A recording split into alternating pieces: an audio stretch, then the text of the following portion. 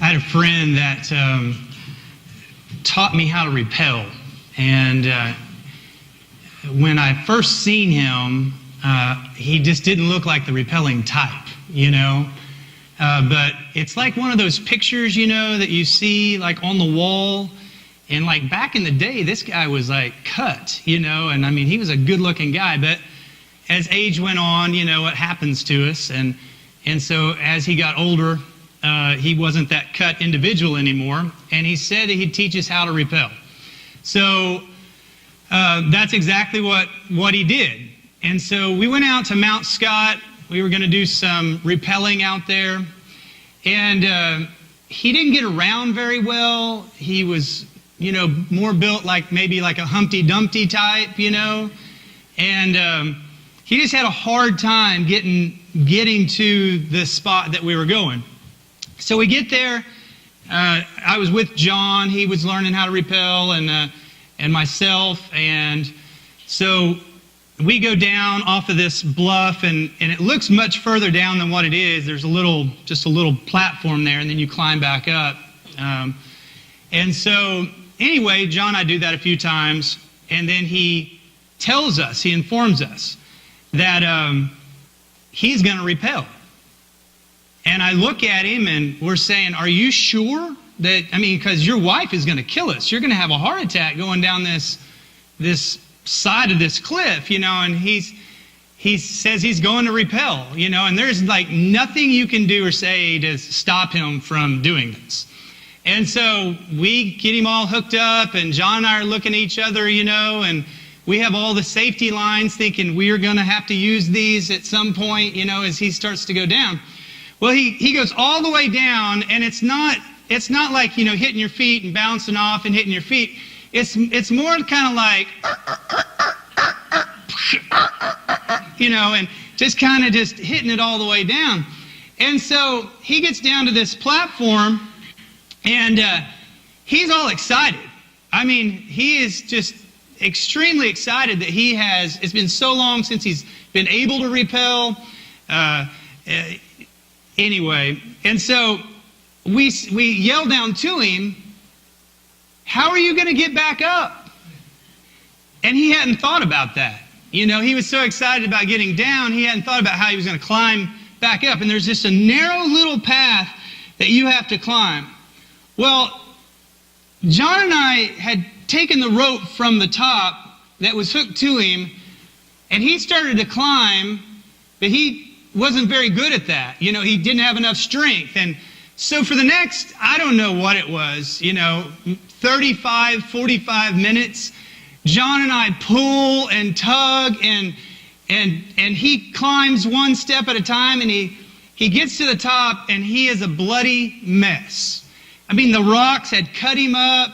He had been poked, and I mean, all this stuff. I mean, his elbows were bloody, and his jeans, you know, I mean, he looked horrible, you know, and I'm thinking his wife is going to kill us for letting him do this. And here's what he says. Here's his words. When he gets to the top, bloody mess, looks horrible. He says, brothers, I'm back, you know, and you're like, really? That's, I mean, he was so excited just to have done it, you know, and just to have been there. It didn't matter what he looked like. It didn't matter how he felt. He was just excited that he had got to be able to be there and to do that, you know. I kind of feel like that this morning. I've been gone for so long, and I don't feel wonderful this morning. I don't feel great, but I just feel like just being here is enough. I am so excited today about what God is just going to do here in this service.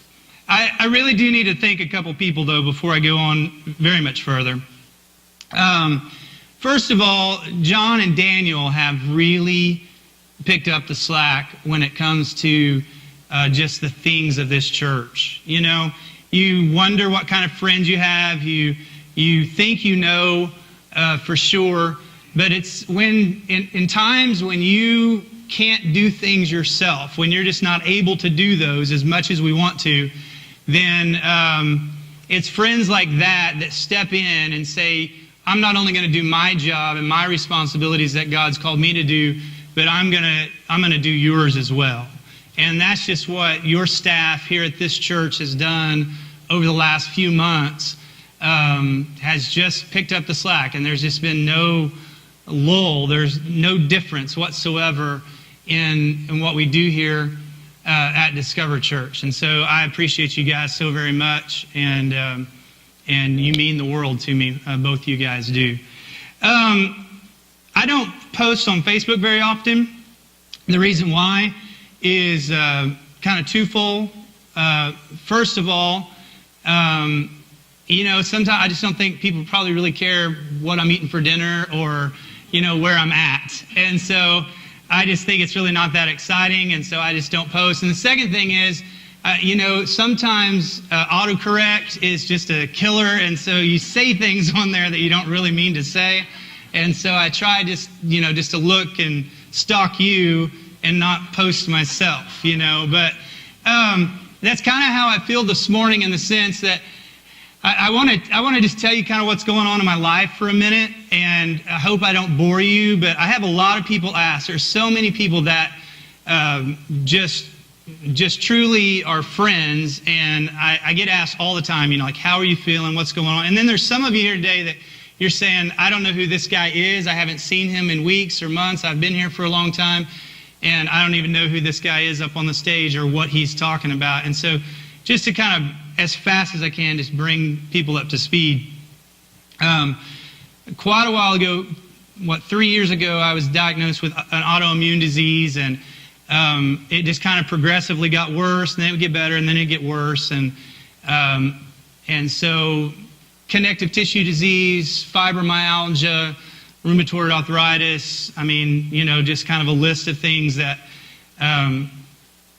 they diagnosed me with. And so we went through all of the medications to a certain point that I could go through. A lot of them made me sick.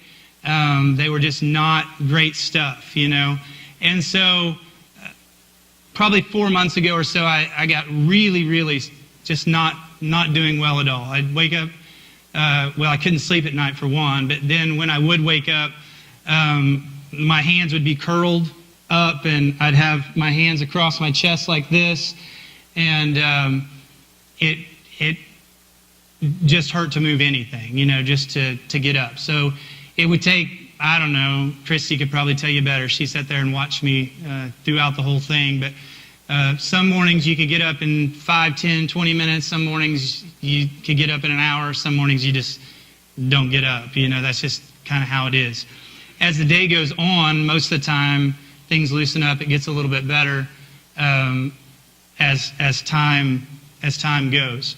So, as you know, I kind of took a leave of absence for a while, and have been on some new medication for the last about 3 months now. It's the same medication that Phil Mickelson's using. I think that Enbrel, it's made him a really good golfer, and I'm going to try to take that up as soon as I feel like it to see if I can play on the PGA too. But it's an injection. Several of the people in the room actually have taken it for different things that I've talked to them about. And so you just take it every Wednesday morning. You just stick it in your leg and pop it in, and I feel like that there's been some relief there, some help from that, and they've doubled up on a bunch of my other medications. And so anyway, my medical bills, like for just the pharmacy medical bills, I don't have to pay this. Thank goodness I have insurance, but it runs about $50,000 a year now is what the cost is for the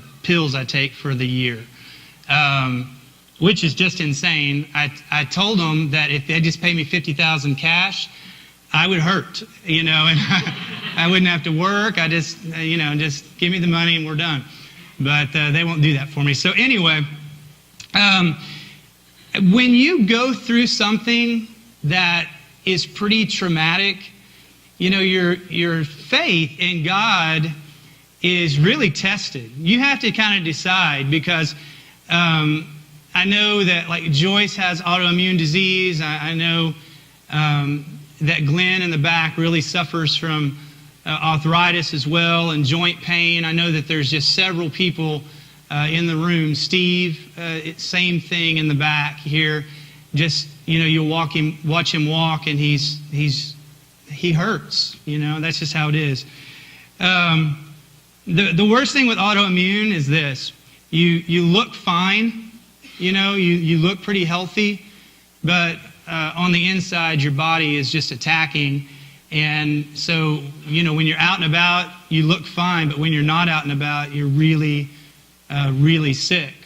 So it starts playing with your mind, to be honest with you. It starts playing with who you are and what you are, and what you'll be able to accomplish, and what you've been called to do, or, if you're supposed to be doing a job and not being able to fulfill that job. Even to the point where you say, I'm a dad and I can't do the things that I need to do as a dad. I can't do those things that I want to do. And so you just start to be limited across the board. And so at that point, your faith begins to be tested. And that's where we all come in, because I understand today that you don't have an autoimmune disease, more than likely, but there are things in our lives that push us to the brink, and then we have to decide how we're going to respond to those things. Some people fold.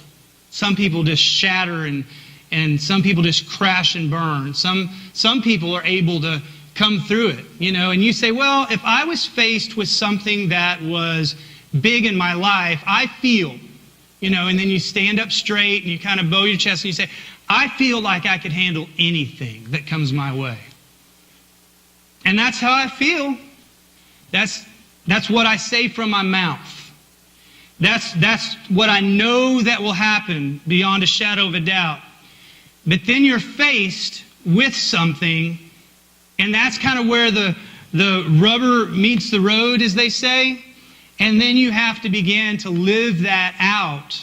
And if you don't, then the tragic becomes really devastating, because it changes who you are and changes what you are in life. So in the Bible, there's a passage of Scripture that we're going to look at that I just thought was so appropriate for this morning. And then I just thought maybe there would be some way that God could bring some relief or some healing into our lives today. And it's found in Luke chapter 22, and it's starting with verse 39. And this is where Jesus is on a mountain. It says, Jesus went as usual to the Mount of Olives, and his disciples followed him. They followed him everywhere, trying to learn and glean from him, And it says, on reaching the place, he said to them, pray that you will not fall into temptation. Now, he's going to pray. He knows what's about to happen. He knows all of these things. But he's saying, pray here that you won't fall into temptation. He must know something. When you were talking about that just a while ago, that God, he's not surprised. It's not like he doesn't know. It's not like we're so secretive or that we're hiding something. It's amazing to me, because Jesus is here and he's telling those people that are closest to him, I want you to pray. I want you to be so close to God, because I know that when you're close to God and tragedy or something that is not comfortable comes, that the closer to God that you are, the easier it's going to be for you to depend on me. But if you're far away and you don't know who I am, then you have to run so very far to try to find out who I am. It's not instantaneous. It takes a while. We have to try to figure it out on our own. But he knows, because he tells his disciples that he wants them to pray where they just don't fall into that temptation. So he withdrew about a stone's throw away beyond them. He knelt down, and Jesus himself began to pray. He started talking to God. This is God in the flesh. This is Jesus himself, and he's communicating with the Father. And this is what he says. He says, Father, if you are willing, take this cup from me, yet not my will, but your will be done. I don't want to have to go through this. I do not want to have to suffer through this. if I don't have to, God? That's what Jesus is saying to his Father. I probably don't understand. I probably realize what's going to take place and what's going to happen, but not my will, because if it was my will, this would not be happening today. I don't think it would be, but your will. So if I can glorify you, God, through whatever it is, then that's what I want to happen. That's what I want to be done. That's what Jesus is saying here in this scripture. And I love what it says in the next verse, because this is the hope that we come to church for. This is the hope and the understanding, the reason that we come and sit together close and depend upon each other is because of this. It says, and an angel from heaven appeared to him and strengthened him. God's seen him suffering. God's seen the anguish. It talks in the next few verses about how that he would pour sweat as like it was blood. I mean, he was in a time where he was completely and totally just wore out, because he was calling out to his Father and knew that his life was going to be on the line. And it says that an angel came and it strengthened him. God, in this place today, would you please, as we draw close to you, as we look towards you, God, as the one that has saved us, would you send angels from heaven, and would you, God, please, would you strengthen us? Let our bodies be healed. Let our minds be healed. Would you not let us, God, fall asleep and not be close to you in the times that we need to be close. But God, let us be awake and let us be aware and let us know what's going on, so that when temptation comes, when those things in our life gets hard and we think that we're going to try just to pull away or withdraw or do something in our lives that would cover up or make it just a little bit better as we think it would, let us just draw close to you. The thing is, there's so many things in this world that we can lean on that we feel like will help us or strengthen us. Jesus brings along a group of people. They're called disciples. They lean on Jesus for knowledge. They're just trying to understand, and they're following him. And sometimes we have friends. We follow them. We have problems or situations in our life, and we ask them for advice, or they take us to places that feel like that it'll make us happy for a while or a little bit better for a while, and it kind of just shades or covers over the situation or the problem. Sometimes we find what we feel like is happiness in just material things that we can just get away for a little while. For some, we get in the car and we go to the mall and we just shop. We can't afford it. We just put it on the card. We do whatever it is, and we just buy those things that make us feel good about ourselves, where when we look in the mirror for whatever reason, our self-worth maybe would improve. And no doubt, we look good in it, but underneath it all, somewhere, all the hurt and the disappointment and all those things, just because we've covered it up with something new, doesn't mean that it's not still there. Some people, and even some people probably within inside the room, we find ourselves looking for something that will just make it go away. Just make it go away at whatever cost. I went to the doctor and I said, "Listen, I'm dying here. You don't understand. And the rheumatologist up at St. Anthony's, he said, you are my most confusing case."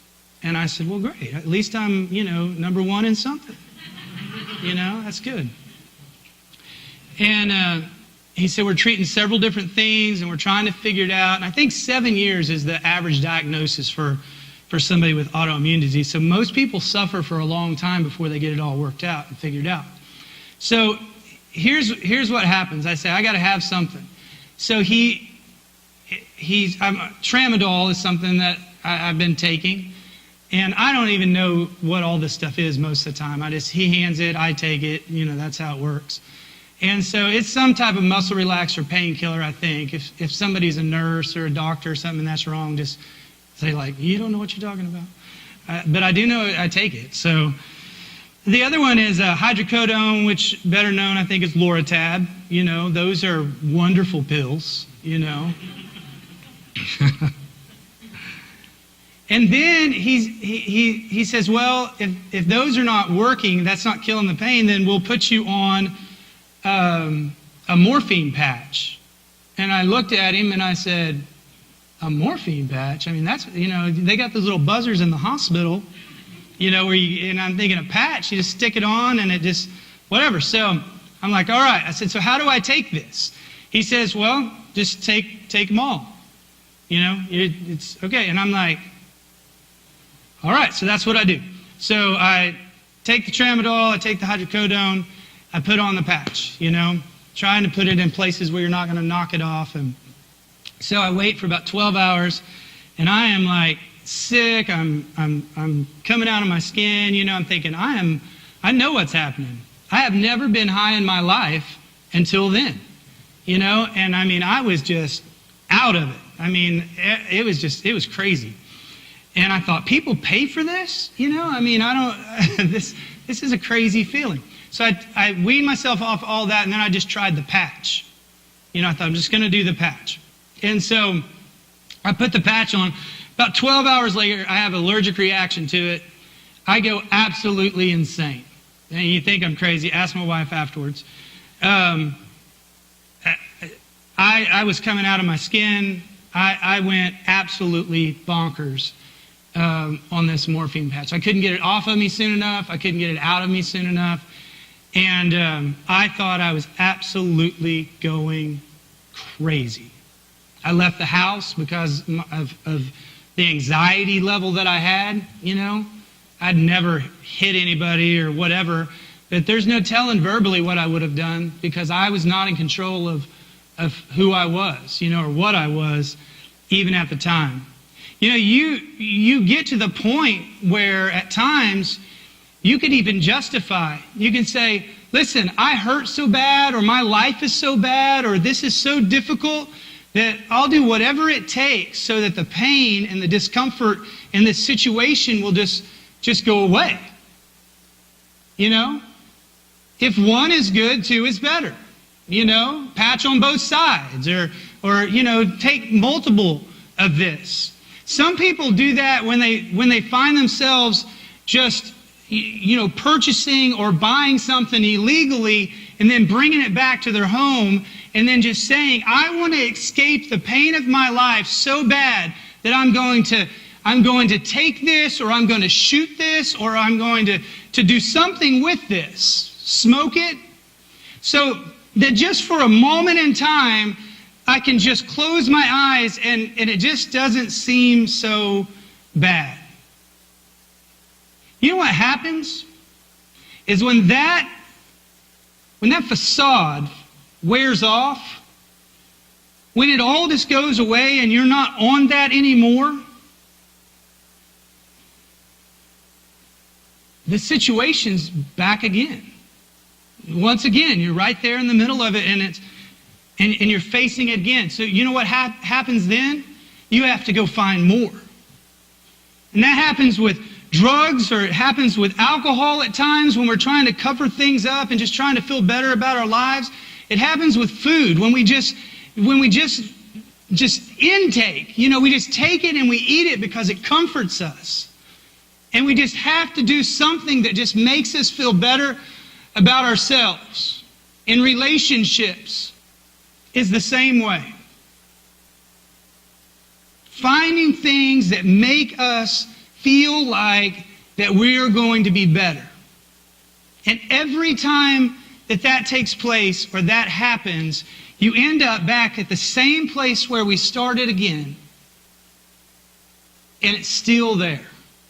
So when Jesus looks at these disciples and he tells them, I want you to pray with me so you don't fall into temptation, because he knew that in just a few hours, in just a few moments, that Peter would be asked if he knew him, and he knew that Peter would fall into that spot and saying, I don't know who he is.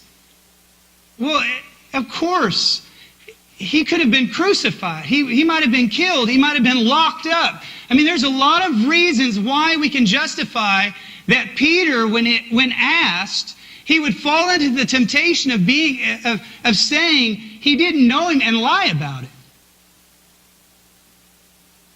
Right? Jesus knows us so very well. We have to be close. We have to be with God so that when those times come, we don't find ourselves like the Scripture mentions here, where those disciples, while Jesus was praying, they had fallen asleep. They said they were so stressed out that they had fallen asleep. They didn't spend the time necessary praying with God.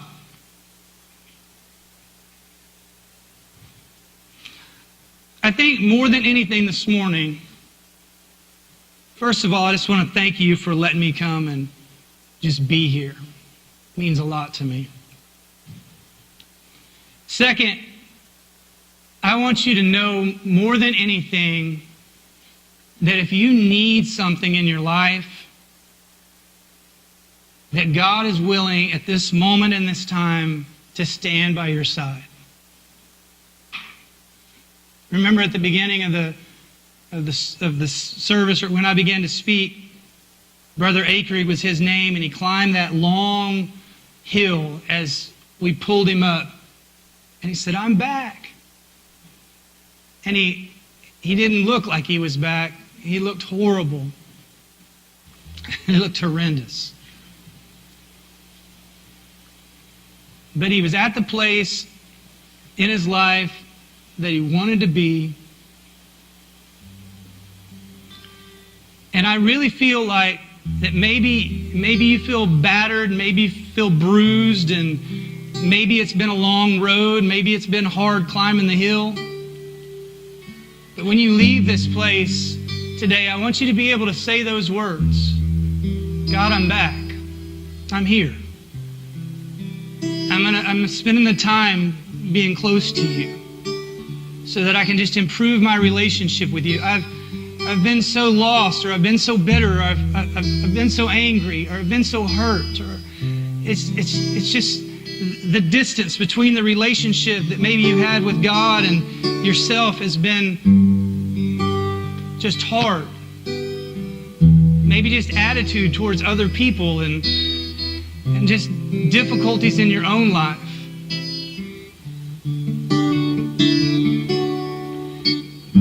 Listen, He wants you back.